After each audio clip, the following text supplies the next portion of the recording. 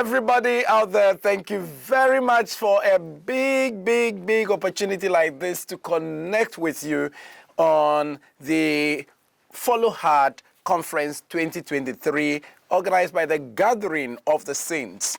And I'm very excited to speak on the theme, the pursuit of success, the pursuit of success. And I am supposed to focus on attitude. And I am titling my presentation, Attitude is Everything. And this is a title of a book, written by Jeff Keller. And I'm going to be summarizing the book for you.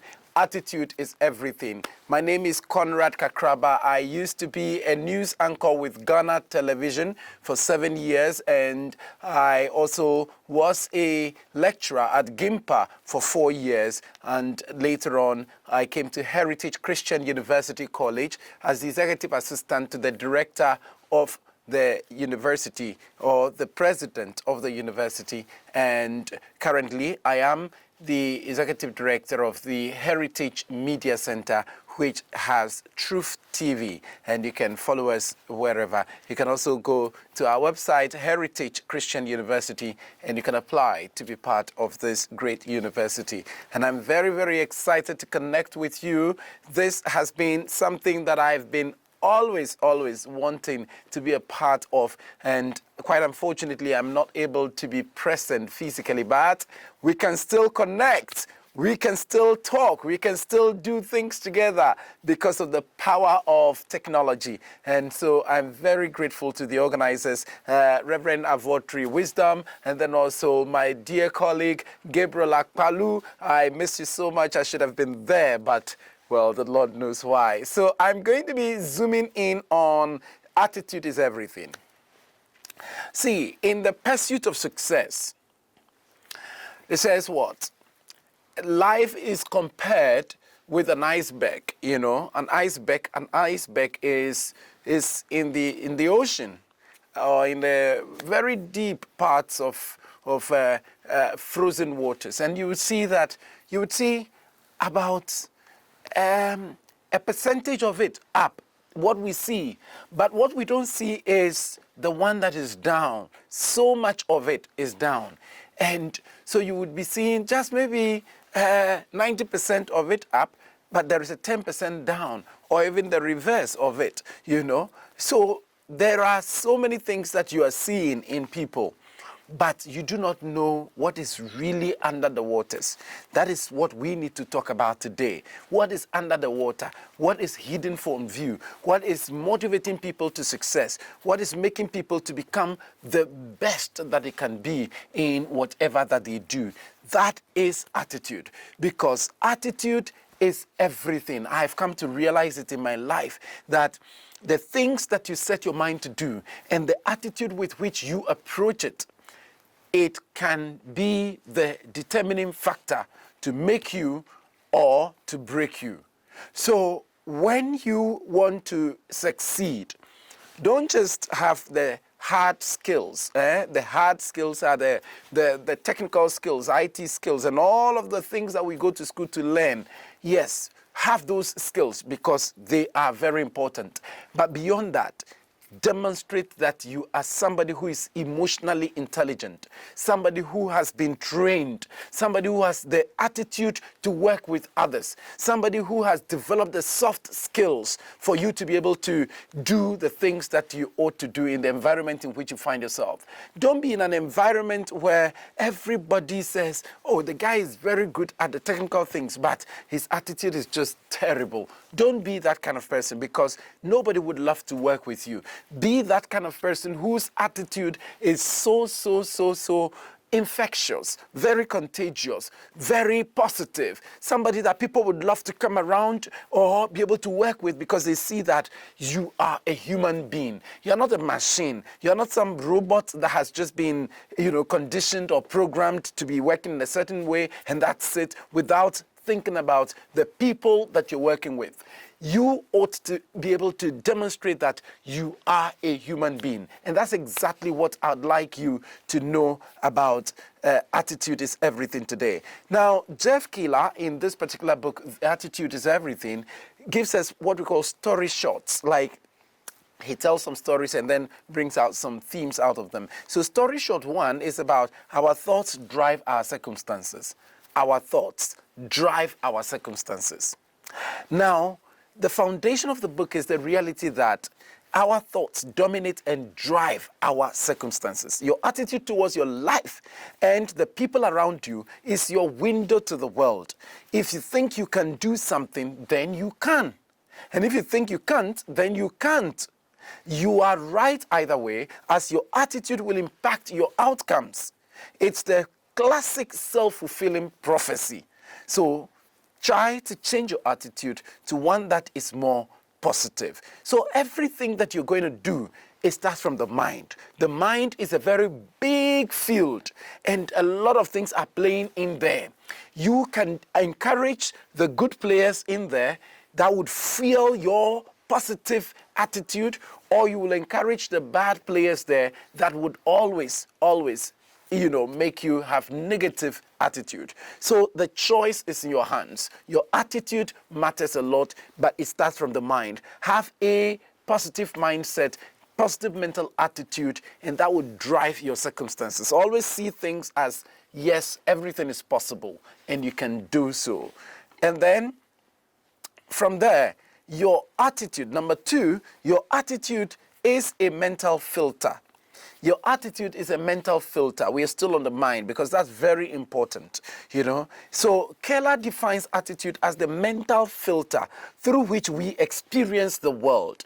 Some of us see the world through a filter of optimism, which means, everything is possible. Everything, we are looking at the bright side. While others also perceive the world through the filter of pessimism, which means negativity. Everything is not possible. And some people see the glass as half full and others as half empty. Which one are you? Are you always looking at the glass as it is half full, or you are looking at it as it is half empty?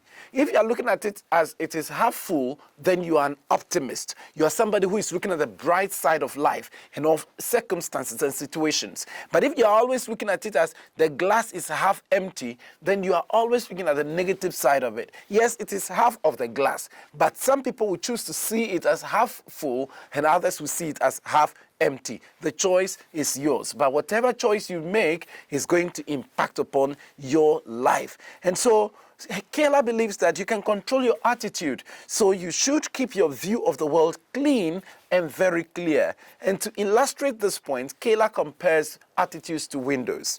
So your window is your perspective on the world. We start with a clean window when we are young. When we are young, the whole world is bright, and that's how come children are always, happy and expectant, and life is so good. All of us want to be children again, But with age, our window gets covered in dirt from everything that life throws at us, criticisms. People criticize us and say all the negative things that we can't do and all of that. Ridicule. They ridicule us. Maybe they make fun of us. And then maybe rejection. They reject us. And then also there is disappointment as well from a lot of things. Maybe your relationship, maybe your parents, maybe your workers or whatever. You may be disappointed in one way or the other. Now, this dirt is what makes us doubt our capabilities. Doubt feeds negative attitudes, and our job is to keep our view of the world very clean. So in other words, try to keep a positive attitude. Use a filter of optimism instead of negativity. Instead of saying, I can't, you should be saying, I can. So say with me, everybody, I can. Yes, I can hear you screaming there. And then your window is very clean. And you can finally see the world outside as full of positive opportunities. So if we choose, our attitude towards our circumstances, we can also choose our reactions and our responses to everything that happens, So everything, that happens, just make sure that you are looking at the bright side of it and you're also responding in a positive way. He gives an example of Viktor Frankl, an author and a concentration camp survivor. Concentration camps were used in Germany by Adolf Hitler. He was a very terrible man, very, very bad dictator. He killed over 6 million Jews. He wanted to wipe all the Jews away from the world. And, he put them in a concentration camp, and then he would just release some gas, and then everybody there would just, die. And Viktor Frankl, who is an author and also a survivor in those concentration camps, gave a story and said that those who naturally were more pessimistic, they were always looking at the negative side. Oh, Adolf Hitler would just kill us and all of that. They died in the concentration camps. While those who were optimistic and looking at the bright side, they were more likely to find hope and strength to survive all these attacks that were being used against them. So you see, even in the most difficult circumstances, the most terrible of all circumstances, people who still have hope and are able to say that, yes, this is possible, this is good, this is going to be bright, that is what is going to help them to really, really see the good side of everything and go through the circumstances. I still remember, one of the quotations that was found in one of the concentration camps. Somebody wrote something in that concentration camp, and it says what? When, you see, it was trying to let people know that even though God was silent, they were still very hopeful. He says what? We can feel love even when we are not experiencing it. We know that it exists. And then also the sun. Even when it is not shining, we know that still there exists the sun. And therefore, we can still feel God even though he is silent. In our circumstances that we are going through, whatever situation we find ourselves, they found themselves in the most terrible of such circumstances. The Jews were the people of God in the Bible, but they felt that God was silent. But somebody still wrote there that, we still believe in the sun, even though it's not shining. We believe in love, even though we are not feeling it. And we believe in God, even though he is silent. And that is what the optimist always does, always seeing the good side of every situation, because we all know that no matter the circumstances, no condition is permanent. And story short 3 is positive thoughts attract success. Positive thoughts attract success. So on a basic level, we are all human magnets, right? A magnet. You can use it to attract things. If we think about positive things and outcomes, success will follow. We will attract success. And we become what we think about. Another book written by another great author, Napoleon Hill, Think and Grow Rich, one of the best-selling motivational books in the world, also talks about just that. The fact that if you believe, if you think you can actually achieve a lot of great things. I mean, I've done marvelous things in life just because I thought that they were possible, and I did it. I wanted to be somebody who was brilliant at the university and become a top-notch person at the university. And I set goals for myself, and I did it, and I got a first class in my university education at the University of Ghana, became the overall best student in my department, the English department, in 2008. And that was because I determined that it was possible. And then also, even at the senior high school level, I decided that I was going to do very well. And I did so well, in the courses that I had to study. And I even wrote my first book at the SHS level. I went to represent my school at different places, debating and doing other things for my school. But at the long run, I knew that it was just the positive thoughts that I had that were attracting success for me. After university, I knew that I wanted to become somebody in communication field. And so what did I do? a friend of mine just showed me an advert on GTV and said, Conrad, I know you are qualified for this. Apply for it. And then I applied for it. I knew I was going to be taken, though it was difficult, but I knew out of the over 500 people who applied, I was one of those who were shortlisted for selection examination. I went to write the examination, and when the list of people who topped the exam came, my name was number one. Why? Because I thought that I was going to make it, and I made it. And then I went through all the selection process, interviews and auditions and all of that, and I was one of 2 males who were selected to be at Ghana Television, and that was because I saw everything that it was going to be possible. There were a lot of other circumstances at GBC that I can talk about, basically to show that at wherever you find yourself, everything is possible. One day my boss, election 2012 petition at the Supreme Court when NDC and MPP and all our people were fighting, by election results. We were supposed to cover the election petition from the Supreme Court. I had never stepped in a courtroom before, never, not even a circuit court, let alone a district court before, high court and all of that. I'd never. And then my boss just called me, the overall boss at GBC, the director general just called me one evening, and told me, Conrad, the Chief Justice has just called me that we need to bring cameras to the Supreme Court the following day, and we need somebody who would be the anchor, who would be the one to moderate and comment on whatever was going on and interview the lawyers for both sides. And wow, at that time, I froze because I had never reported even from court before, never.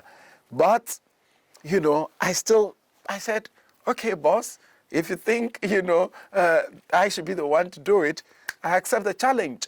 And I went to research and did everything possible. And then I was the first person, to be reporting live from the Chief Justice's courtroom of the Supreme Court, the very first ever in Ghana's history. Never have cameras been accepted in a courtroom before in the history of Ghana, and that was the very first time that happened. And I was the one who was the anchor for that particular, event, and radio stations, TV stations all over the country, and even, some international stations had to pick the feed right from what we were transmitting. And that was just because I thought that it was possible, and I went for it. I did what I could do, and I got, successful in the long run.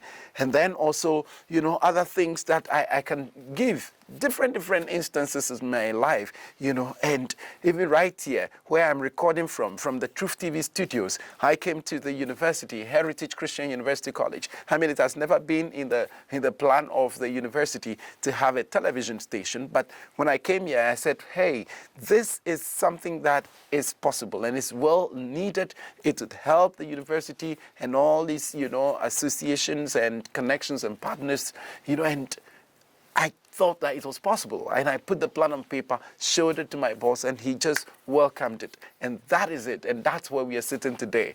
Everything just starts from the positive thought. You put it, and then after that, it will start attracting success. And that is what you have to do. Don't think everything is impossible. Just look at the positive side of things, and it shall be done. Story short number 4 is visualization is a skill we learned from a young age. Visualization is about seeing yourself on stage or wherever you want to be performing very well. You just close your eyes, and what do you see? You have to imagine yourself doing what you want to be doing. So I never thought that I would be able to sit on TV and do all manner of things, speak to 25 million Ghanaians, broadcasting news from Ghana Television and all of that. I never imagined that when I was growing. But later on, when I started thinking that, well, everything is about the attitude. It's about what you're seeing. So I've got to see myself. So I started imagining myself sitting on television and then broadcasting to the whole nation. And it became possible just because I was able to visualize it, just because I changed my attitude that, well, somebody from my village, Santo Kofi, that nobody knows about, it is possible. You can come from wherever, village, and then come to the national spotlight and do what you thought and visualized that it was possible. So don't limit yourself. Don't think that, things are just for some big people from rich families and all of that. No, it's for you as well. It is for you as well. It's very important. And then story number 5, do whatever it takes. Do whatever it takes. And so that is very important. It's very important for you to know that once you have had the mental attitude and the positive, things flowing through your body, you don't just sit. You have to act. You have to act. So I didn't just imagine that, I'll sit on TV and then, that's all. And then I went to sleep and that was all, and kept dreaming and everything just happened like that. No, I had to now go and ask myself, and other people who were in that field, what exactly does it take to get here? And then they will tell me. Then I will do them. And then in education, what does it take? What do you need to learn in order for you to be on TV? If you want to be on TV, then I had to go and learn those things, And then even if when you've learned those things, yes, so now how do the opportunities come? And then you seek the opportunities, and then you talk to people, you let people know that this is your dream, this is your passion, and let them, once an opportunity comes. So it was just a colleague of mine, he was just patching with us at the university, he didn't have a room, and so we're just accommodating him and tolerating him, not knowing he was the one who was going to open the door to success for me. He was the one who saw the advert on television, Ghana television, and then said that, Conrad, I've seen that you can do this thing, I've seen it in you, and so just apply for it. I was resisting at that point, but later on he said, I really want you to apply for this. And I did. And that is it. That's the breakthrough. So I had to act. I didn't just sit down and then, things happened. I had to talk to people, let people know what I was capable of. And then did some internships. When I was at the university, I did an internship with Radio Universe. That's the University of Ghana radio station, just to perfect my skill in speaking and all of that, and being on air and interacting with people. You need to improve yourself. You have to develop your talent. Talent alone is not enough. You need to develop it and hone your skills and become better. Practice, do free things for people. Let them know that you are capable of doing that. And when an opportunity comes, people will just recommend that, no, it's this guy, it's this particular person. The person is capable. He can do it. And that's it. And then when you get the opportunity as well, it says what? It says what? It says ability may get you to the top, but it takes character to keep you there. That's a saying that I love so much. Your skill and all of these things, how I've all these things I've mentioned, the skills and education and internships and all of that service to people, they'll get you to the top. When you get there, what does it take to be there and to maintain that stature? It takes your character, your attitude, and that's what we're focusing on. You need to maintain that attitude of working with people, be nice with people. Don't, every small thing, then you feel offended, and then, you are angry, and you are this, you are that, you are moody, and they give you small thing to do, then it's like you have to take forever to do it. And, when they give you work, it's like you're running away from it. You don't want to get it done. All of those things, nobody's going to give you anything else to do. Whatever they give you to do, do it with such enthusiasm. Like, do it like it's World Cup qualifiers. Many people say that they go for internship and they just send them to go and buy, granite, go and buy cocoa for me, go and do this. Do it and let the person feel that, wow, the way you have even served him or her, like the cocoa, the way you went to bring the cocoa, the person will feel like, hey, this person is really, really serviceable. This person can get things done. This person knows how to treat people. Those things are all tests. We've all done it before. That's what they used to test to see whether you're really ready to serve. So don't feel offended that, you came to a television station, you wanted to do attachment, they're just saying you go and buy cocoa for me, go and buy granite for me, go and buy. No, it is just part of the things to let you know that we want to know whether you can really, You are serviceable, and that's very key, And they said what? If service is beyond you, then they said what? If service is beneath you, then leadership is beyond you. I hope I got it right. But they're trying to say there is a quotation that says that if you cannot serve, if you think that serving people is beneath you, is below you, like, so you are too big, you can't serve, then certainly leadership is beyond you, is above you. You cannot be a leader because leadership is service. Jesus Christ says, whoever wants to be great in the kingdom must be the servant. He must be the one to do the rounds and do the stuff, So be that kind of person who is always interested in serving, in getting things done. Ask your bosses or whoever, what is there to be done today? How can I help? Even if you don't know how to do it, just get close and say, I want to observe you doing this. I want you to, teach me how to do this next time so that I can do it for you. That is the serviceable attitude that you need at work.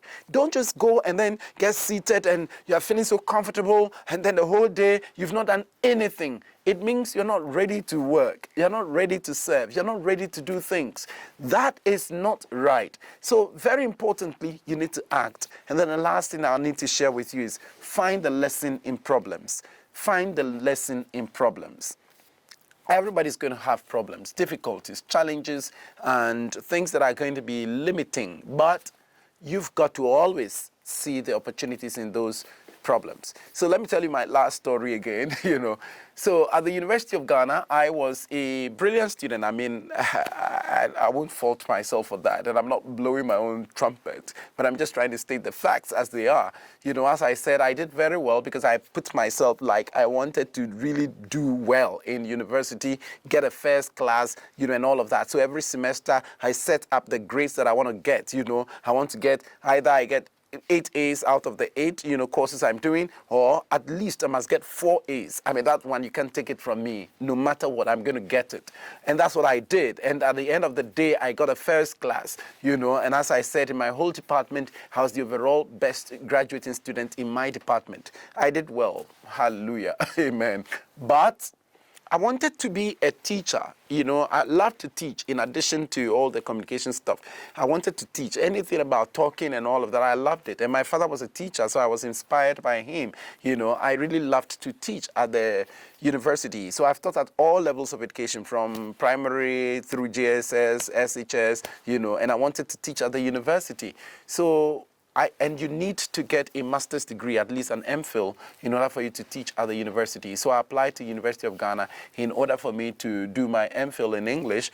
And, when the results came, how do you call it? Yeah, results of the exams that we wrote and all of that.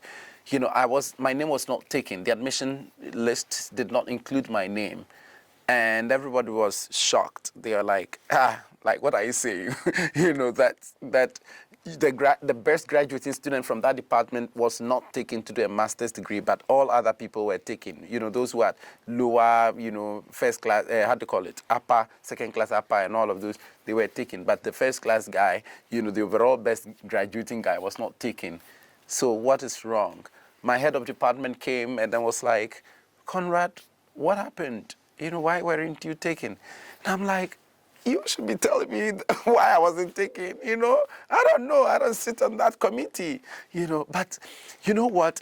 At that same time, I had prayed a prayer to God to direct me as to whether I should do my master's just after university, or I should go and work and gain some experience before I get to do masters. And so that prayer, I still remember it very well. And, that was the same time this opportunity to apply to GTV also came along the way. My friend had showed me the advert. I had applied, and then I had also applied at GTV. So GTV and then also University of Ghana. So I was asking God, show me the way. What should I do? And the Legon one came first. I wasn't taken. I nearly cried and, wept and all of that. But I said, okay, let's wait and see what God is doing. And then just a week after or so, Then the GBC one came. I was called for selection examination, went to write, and I told you that I was the best person, to be taken for 100 of us went to write the exam, actually, and then my name was the number one, from that exam. And I was like, okay, it's now, it's becoming clearer what exactly God is doing. He was redirecting me to something that would open more opportunities for me. And that was what blew me into national limelight, went to Ghana television, and then it really catapulted me to national acclaim. And then later on, the master's opportunities were just coming for me to do my master's. And then I did, it. And then also, straightforward, Gimpa came for me to be a lecturer, at the university, while I was still a news anchor at Ghana television. So things were just falling in their proper places, just because, God has a way to attend to your needs and your life's purpose. And so don't always find, like you are down and disappointed in yourself because something didn't work out and all of that. No, I mean, things would fall in their proper place if you keep a positive mental attitude towards them. So I didn't get discouraged. I still pursued the other opportunity, and that led me to instant success. So you too, find the lesson in your problems, the issues that you are faced with every day. Find the lesson in them, and then look at the brighter side and pursue more dreams and opportunities, and use your failure as stepping stones to success, and it shall be so well with you. I'm very, very glad that we've had a time together. I wish I were there in person in order for me to actually, interact with you more, for you to ask me questions. But, well, for now, I'm not able to. But my number is here, 020 67 30 38 2. 020 67 30 38 2. You can just contact me, and then we can chat more about your personal dream, your personal life, and your mission statement, what you want to be, and what are the issues, what are the challenges, what lessons, do you want to learn from your life journey. We can sit together and do that. That's what I do in my personal consult, the Conrad Consult, to help people find themselves and their value and their ambitions and all of that, for them to become very good. So God bless you and help you and protect you and lead you to greater things. I'm ending with a quote by Martin Luther King Jr. He was an American civil rights activist, and he says something that I love so much. He says, if you cannot fly, then you must run. If you cannot run, then you must do what? Walk. And if you cannot walk, then you must do what? You must crawl. But no matter what you do, you must keep moving forward. Thank you very much. God bless you. Bye-bye.